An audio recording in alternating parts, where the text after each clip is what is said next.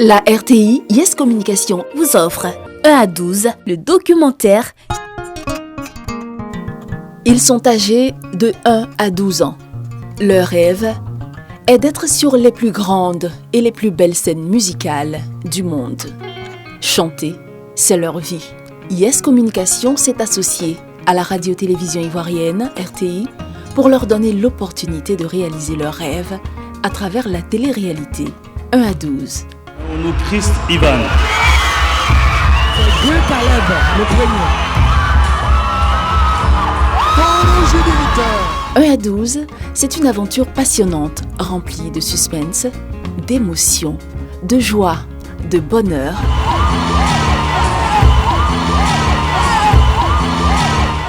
Mais aussi de déception. 1 à 12, quand l'excellence, la passion et le rêve se rencontrent. Lancée en 2019, la télé-réalité 1 à 12 s'impose dans l'univers médiatique comme l'un des programmes de référence dans la détection de jeunes talents. En seulement 3 éditions, elle a fait éclore de nombreuses futures grandes voix de la musique ivoirienne.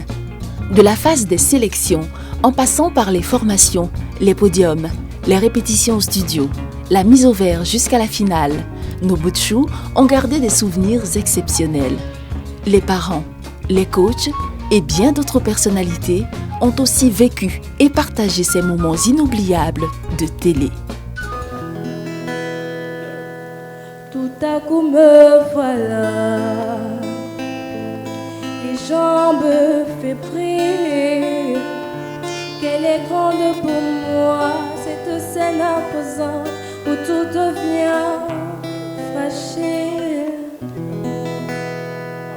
Là, dans mon cœur, ça fait mal. Je ne fais qu'y penser quand mes yeux font des larmes.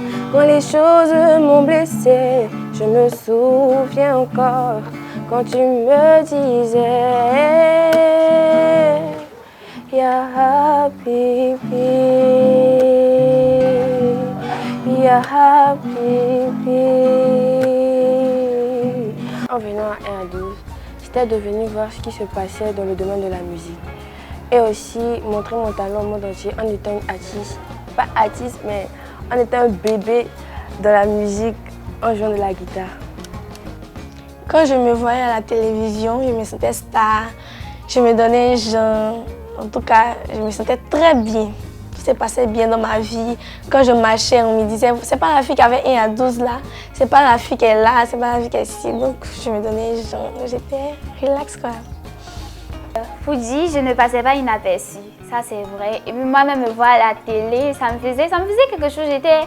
J'étais heureuse parce que je me voyais à la télé en train de faire des faits, des gestes et tout. Et en dehors de la maison, quand je passais, on m'appelait. Ah, c'est toi qui passes à la télé et tout et tout.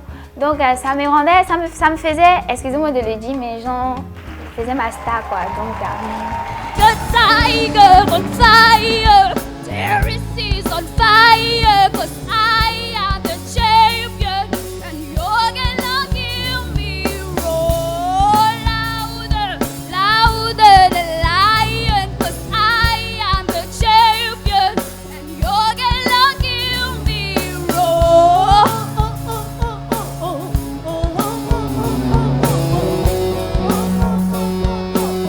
je retiens de mon passage que 1 à 12, déjà, c'est pas une émission des fainéants. Alors, on y va. La deuxième série, le même exercice, les squats. Alors, on se met en position. Les jambes légèrement écartées. On remonte. 3.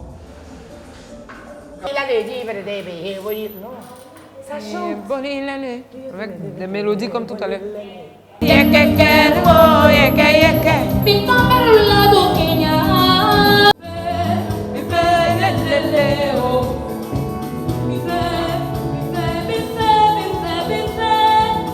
Faire des petits envolées.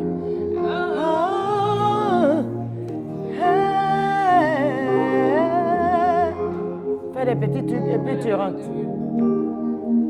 Tata Edissa, c'était une coach.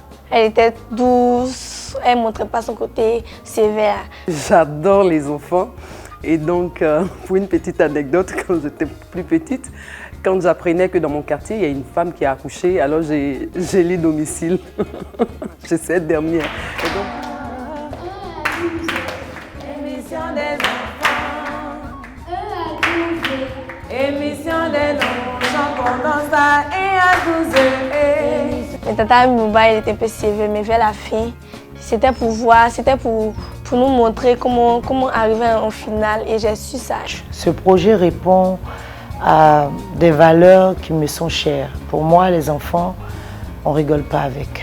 L'éducation des enfants, la promotion de la femme et des enfants, c'est très très important pour moi. On va pour surprendre les gens, pour pas qu'ils le dépensent. C'est dans non. D'accord.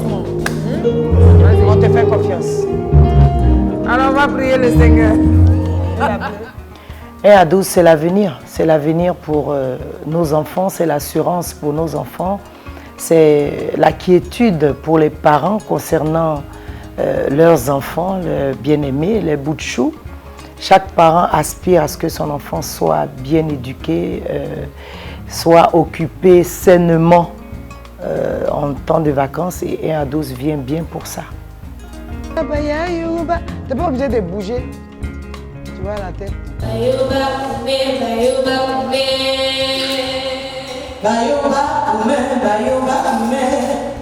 La télé-réalité 1 à 12 m'a apporté le savoir. Elle m'a aidé à développer quelques techniques, des techniques vocales. J'ai du sang dans mes songes, un pétale séché. Quand des larmes me rongeaient, que d'autres ont versé. La vie n'est pas étanche, mon nez est sous le vent. Les portes, les centres, les cris, même m'enfermant. Adoré l'île sur l'un, very much favor. I don't wanna let to go where you don't follow.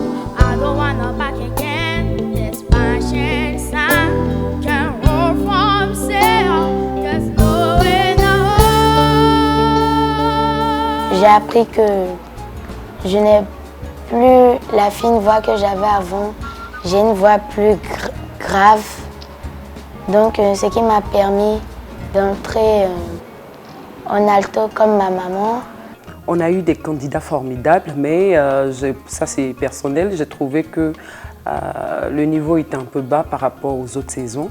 Et puis à la finale, les enfants sont sortis d'eux-mêmes et nous ont donné vraiment du plaisir.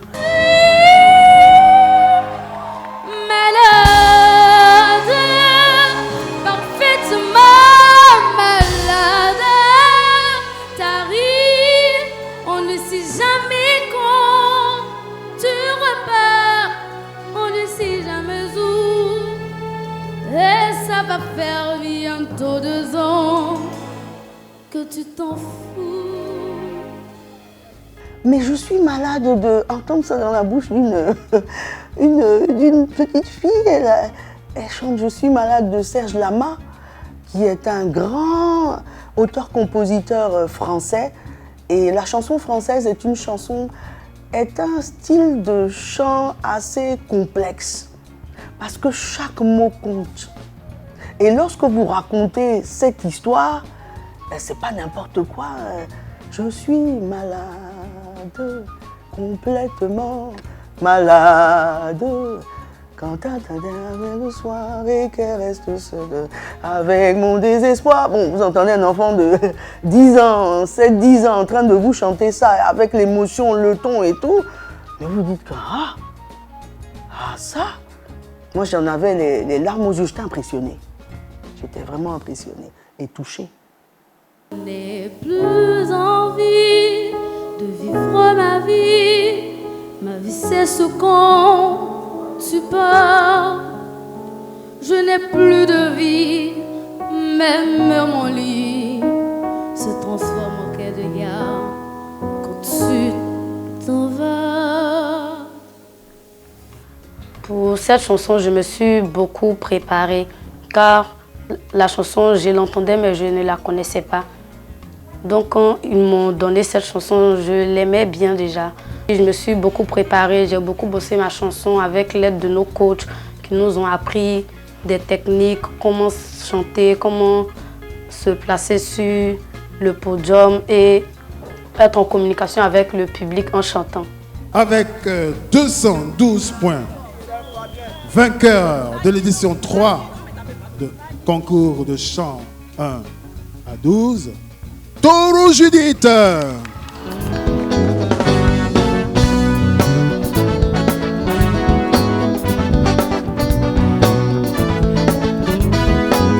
Deuxième sur la liste avec 197,42 points. Emmanuel Capot. Je n'y croyais pas. Parce qu'ils ont dit la cage a cassé deuxième et Capot Emmanuel. C'était comme si c'était un rêve. J'étais dans un rêve, j'ai demandé même à Judith de me pacer pour voir si c'était de la réalité. Parce que je me disais que j'avais pas bien chanté.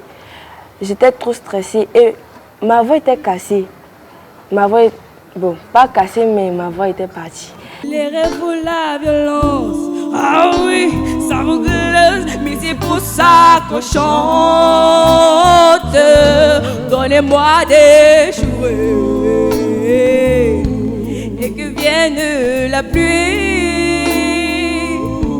On ne montrera jamais que j'ai déjà gagné de nouveaux amis. Et bam, c'est moi que je me rappelle quand je remonte en arrière. Quand je travaillais chez Pépé le soir, elle était caissière. Je venais la chercher dans ma PCA du pizza. Je me rappelle qu'on cotisait pour se partager une pizza. J'avais rien dans les poches, on était riches du cœur. Et pour m'acheter des clubs, j'allais gratter mes grandes sœurs. On se retrouvait à l'arrêt de bus pour en parler. Celle qui a été, je dirais, la troisième, avec 186,4 points, j'ai nommé Méline Taï. J'ai entendu le prénom, mais je ne savais pas c'était qui en fait. Donc je regardais dans la foule pour savoir qui s'appelait Méline. Et puis c'est ça, un tonton Élisée m'a dit de partir que c'est moi qu'on appelle. Je me souviens encore de ce moment-là, c'était dans les loges où on était arrêtés, on attendait le verdict du jury. Il y avait la panique, le stress, mais j'étais toujours aux aguets. Je me disais que je me mettais une seule chose en tête, soit ça passe, soit ça casse. Et quand j'ai pas entendu mon nom,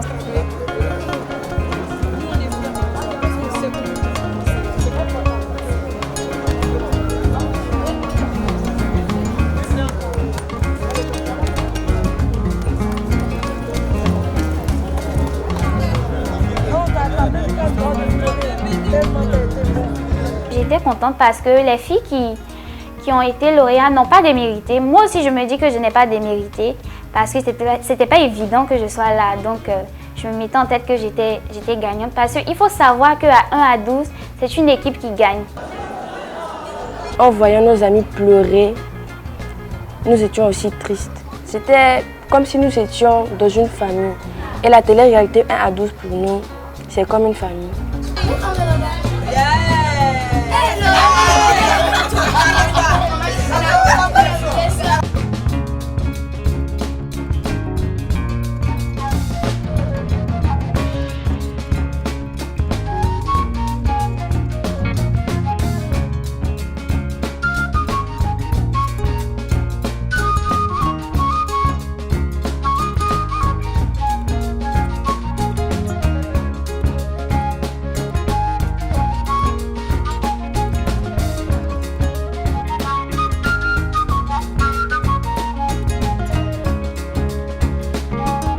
« 1 à 12 est sain.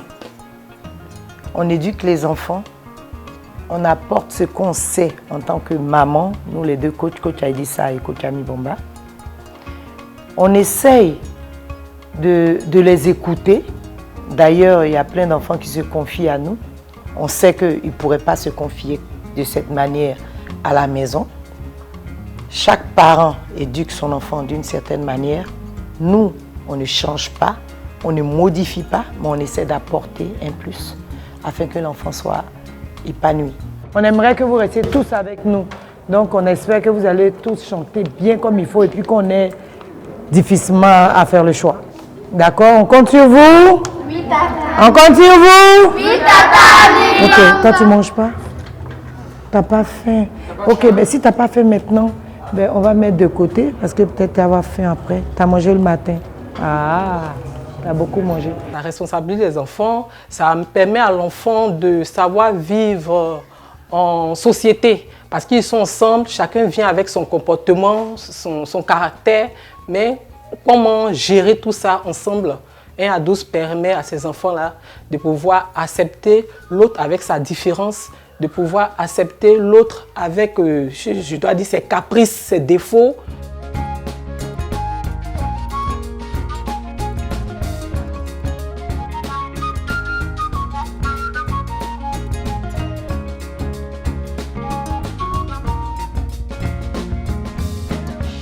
Ce qui m'a plus marqué parmi tous les bons souvenirs que j'ai eus avec eux, c'est la semaine que nous avons passée à l'hôtel BNB Resort.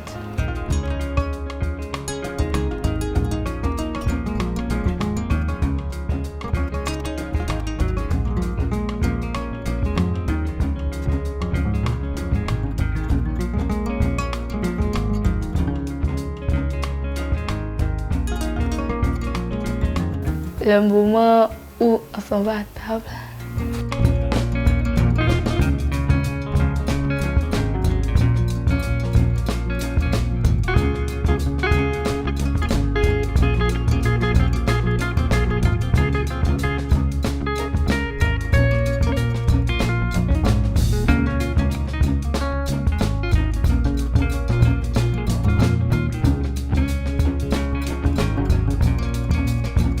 Nous étions tous dans la même chambre. Nous avons beaucoup papoté, nous avons fait des soirées pyjama. En tout cas, on s'est beaucoup amusé, ça m'a beaucoup marqué. Quand nous étions à la mise au vert, on nous avait demandé de dormir, de nous reposer, puisque nous étions à quelques pas de la finale. Et nous, les candidats finalistes, nous sommes cachés, on a grignoté un peu de biscuits, de bonbons, parce qu'il y avait longtemps qu'on avait mangé ça. Parce que la finale se préparait, donc on devait avoir une alimentation stricte. Mais nous sommes cachés pour manger, c'était agréable. Depuis sa création, 1 à 12 va changer l'univers des programmes télé dédiés aux enfants. L'ambition est grande et l'équipe de production met tout en œuvre pour offrir un plateau sans pareil aux téléspectateurs et aux mélomanes. Le programme est vite adopté et bénéficie de la confiance des personnalités les plus illustres du show business et des médias ivoiriens. Et ce n'est pas le présentateur de la finale de la première édition qui dira le contraire. Devenir artiste, c'est le rêve et l'objectif de certains d'entre eux. Afin de leur permettre de réaliser leurs rêves, Yes Communication a initié 1 à 12 ici en... Un télécrochet qui, pour sa première, veut susciter des vocations et contribuer à l'épanouissement de nos enfants, sous le regard de leurs parents qui sont certainement là. Je vais demander d'applaudir les parents aussi, parce qu'ils sont là. Voilà. Il faut voir en cette émission, on va dire quoi, une plateforme d'expression. Il y a des parents qui décident que leurs enfants fassent de l'équitation, c'est-à-dire monte à cheval, d'autres du patin à roulette. Alors, quand votre enfant vous dit, moi je veux m'essayer, je veux m'inscrire à telle ou telle production, de grâce, il a tellement de chemin à faire avant de s'émanciper. Ce concept qui certainement fera des heureux, parce que dans quelques années, on se souviendra qu'ici, sur cette scène, de cette splendide salle François Louga de la 1500 places du Palais de la Culture, un jeune est devenu une grande star. On a eu Ronald Reagan qui tournait des films aux États-Unis et qui est devenu président des États-Unis. Toujours aux États-Unis, vous avez un monsieur comme Bill Clinton, un saxophoniste hors pair, président des États-Unis. Donc c'est une qualité qui permet à votre enfant, même si demain il devait faire autre chose, de pouvoir avoir cette possibilité-là d'être face à un public, face à des caméras, face à une personne, sans être gêné. Moi, Je suis à la base détecteur de talent, donc j'en ai vraiment l'habitude, je le fais tout le temps. Et mon credo que je me suis donné au niveau de la production, c'est de détecter et de révéler des talents. Donc moi, je suis toujours à l'affût de ce genre de concours, parce que les graines, les bonnes graines, il y en a tellement dans le underground.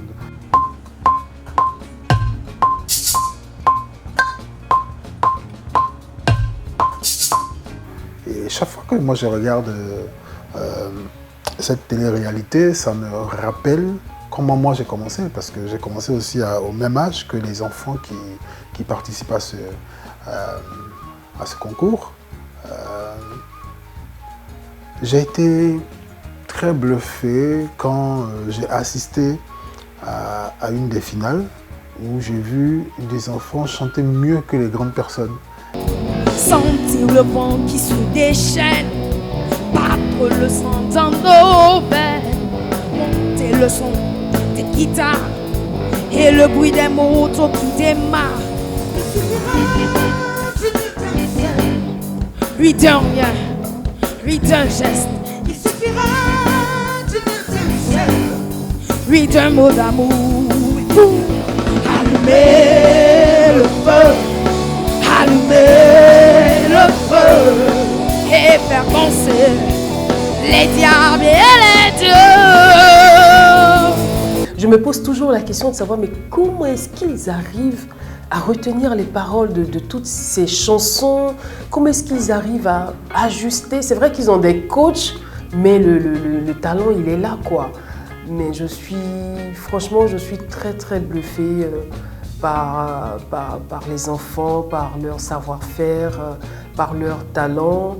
Et je sais que c'est un événement qui leur apporte beaucoup, qui leur donne de pouvoir grandir. Et c'est un événement qui participe à les responsabiliser, parce que lorsque les enfants sont très bien occupés, ça les empêche de faire n'importe quoi.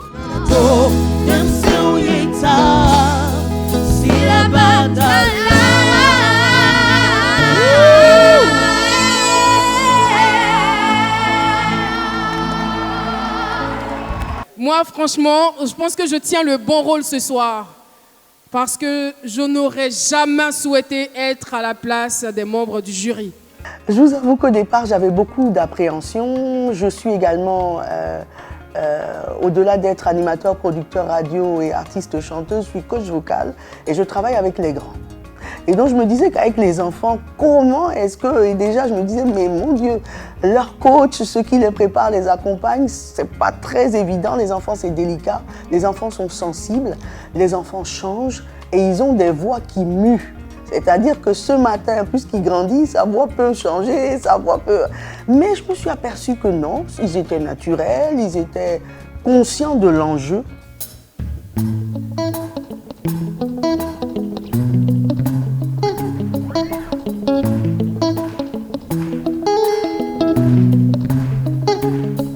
Il y a des jours comme ça, tu ne sais pas pourquoi, mais tout va bien.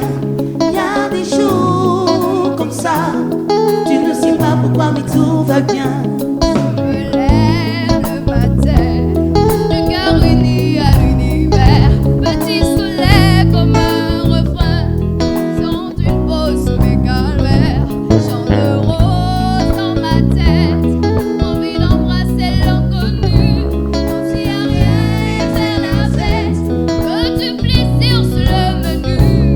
Il y a des jours comme ça, tu ne sais pas pourquoi, mais tout va bien. Il y a des jours comme ça, tu ne sais pas pourquoi, mais tout va bien. J'ai lancé un appel, même la météo m'a répondu. Le soleil brille, Kinshasa, le pas de danse est perdu. Allez viens avec moi, aujourd'hui ma vie est arc-en-ciel. Même le bonheur de l'autre voix, il est tout simple caramel. Ce sont vraiment des enfants disciplinés, talentueux. Je me souviens, ça c'est un fait marquant, que lors d'une émission, on avait au départ choisi un élève, un candidat donc, qui devait participer à l'interview. Et à la dernière minute, la production a choisi un autre. Et à un moment donné, on a donné la parole à celui ou celle qui était sur le plateau. Et avec juste un regard derrière, tout le groupe s'est levé pour chanter, pour nous offrir un régal, une interprétation magnifique. Et ça, c'est encore gravé dans mon esprit. Le public en avait la chair de poule. Et moi qui étais en régie, les frissons, quoi.